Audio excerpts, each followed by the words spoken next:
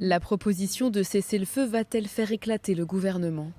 Les membres les plus à droite de la coalition sont formels. Si Benyamin Netanyahou accepte l'accord de cessez-le-feu proposé par Joe Biden ce week-end, ils démissionneront. Bezalel Smotrich a publié un long message sur la plateforme X pour exprimer son opposition.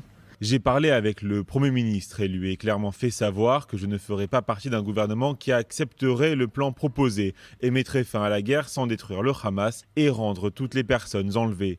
Nous n'accepterons pas la fin de la guerre avant la destruction du Hamas, ni que les acquis de la guerre jusqu'à présent soient gravement compromis par le retrait de Tsahal et le retour des Gazaouis au nord de la bande de Gaza, ni la libération massive de terroristes qui reviendront, à Dieu ne plaise, assassiner des Juifs. Nous exigeons la poursuite des combats jusqu'à la destruction du Hamas et le retour de toutes les personnes enlevées, la création d'une réalité sécuritaire complètement différente à Gaza et au Liban, le retour de tous les habitants dans leurs foyers au nord et au sud et un investissement massif dans le développement accéléré de ces régions du pays. Son collègue ministre de la Sécurité nationale considère qu'accepter un tel accord revient à capituler contre le Hamas. L'accord, dont les détails ont été annoncés aujourd'hui, signifie la fin de la guerre et l'abandon de l'objectif de détruire le Hamas.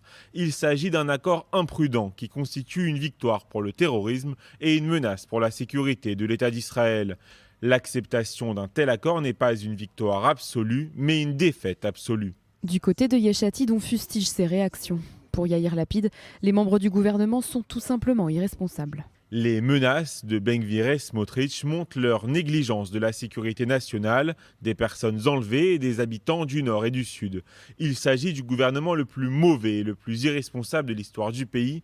Pour eux, il y aura la guerre pour toujours ici. Zéro responsabilité, zéro gestion, c'est un échec complet. Mais l'opposition semble divisée sur cette question. Gideon Sa'ar, président du parti Nouvel Espoir, a quant à lui exprimé son opposition à cette proposition. Il estime qu'un plan qui se termine par le maintien intact du Hamas en tant que force gouvernementale et militaire à Gaza constituerait selon lui une défaite israélienne et une victoire pour le Hamas dont les conséquences seraient considérables.